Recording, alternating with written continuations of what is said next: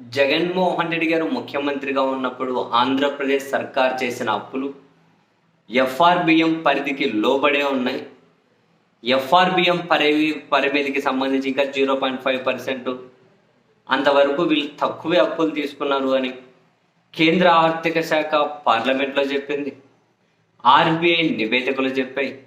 SBI research నివేదిక చెప్పింది. ఇవన్నీ కూడా కళ్ళ ముందు ఉన్న నిజాలే. అండ్ అప్పుడు చేసినటువంటి అప్పుల్లో ప్రధానంగా మళ్ళీ జనాల్లోకి ఆ డబ్బు వచ్చింది. ఆ ఇంపాక్ట్ కూడా కనిపించింది. తలసరి ఆదాయం పెరగడం దగ్గర నుంచి, జిఎస్డిపి వృద్ధి రేటు పెరగడం దగ్గర నుంచి చాలామంది ఏదో విధంగా ఒక బ్రతుకు తెరువు జీవనాధారం పొందేంత వరకు కూడా కనిపించింది. అసలు జగన్ గారు ఉన్నప్పుడు జనాల్లోకి ఏదో ఒక రూపంలో డబ్బు వచ్చింది.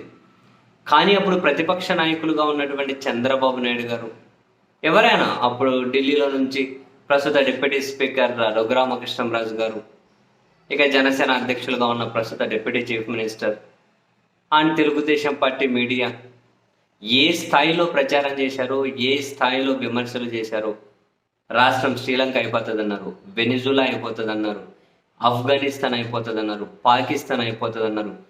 ప్రపంచంలో ఏ దేశంలో ఒడిదుడుగులు వస్తే, ప్రపంచంలో ఏ దేశం ఇబ్బందుల్లోకి వెళ్తే ఆ దేశం ఆంధ్రప్రదేశ్ అయిపోతుంది అని చెప్పి అనుకుంటూ వచ్చారు.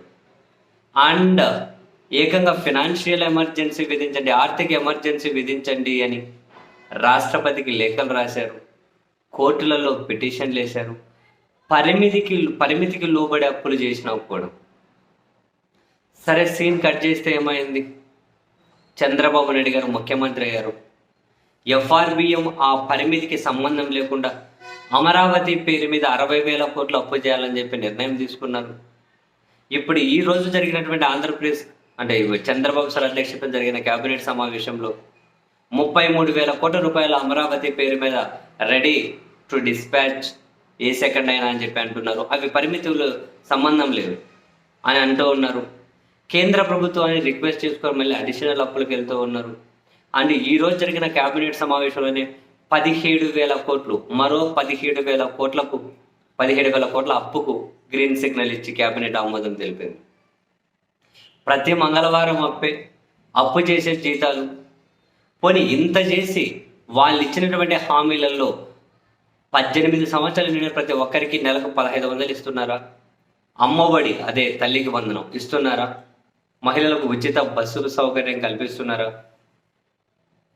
50 సంవత్సరాలు నిండిన బీసీలకు పింఛన్ ఇస్తున్నారా? నిరుద్యోగ భృతి 3,000 ఇస్తున్నారా? ప్రతి నియోజకవర్గంలోనూ 500 మందికి బిజినెస్ పెట్టుకోవడం కోసం 10 లక్షల రూపాయలు ఇస్తామన్నారు. అదేమన్నా ఇస్తూ ఉన్నారా? ఏమైనా ఇంకా ఏవి ఇంప్లిమెంటేషన్ కాలే. కానీ విపరీతమైన అప్పులు. జగన్ గారు ఉన్నప్పుడు అప్పులు చేస్తే ఏమో రాష్ట్రం శ్రీలంక అయిపోతుంది అన్నారు, పరిమితికి లోబడి అప్పులు చేసిన. ఇప్పుడు మరి పరిమితికి మించి అండ్ పరిమితికి సంబంధం లేకుండా అవుట్ ఆఫ్ ది బాక్స్ కూడా 1,000 కోట్లు అప్పు చేస్తే ఇప్పుడు ఏమైనా అమెరికా అయిపోతుందా? మనకు తెలియదు. అప్పుడు విడిగా విమర్శలు చేసినటువంటి వ్యక్తులు ఇప్పుడు ఏమైనా సమాధానం చెబుతారు? అదే మామూలు కాసంత మోటుగా ఉన్నా ఘాటుగా ఉన్నా ఒకటి ఉంటుంది కదా సామెత, మనం చేస్తే సంసారం ఎదుటోళ్ళు చేస్తే అంతకు మించి ఎన్ నంబర్ ఆఫ్ టైమ్స్ ఇది మరింత ఆ సామెతకు మించి ఎన్ నంబర్ ఆఫ్ టైమ్స్ ఎక్కువైంది. ఆ సామెత ఎక్కడికి సరిపోదు. దీనికి మరో 17,000 కోట్లకు ఏపీ క్యాబినెట్ ఆమోదం తెలిపింది అప్పు తెచ్చుకోవడం కోసం వివిధ సంస్థల నుండి.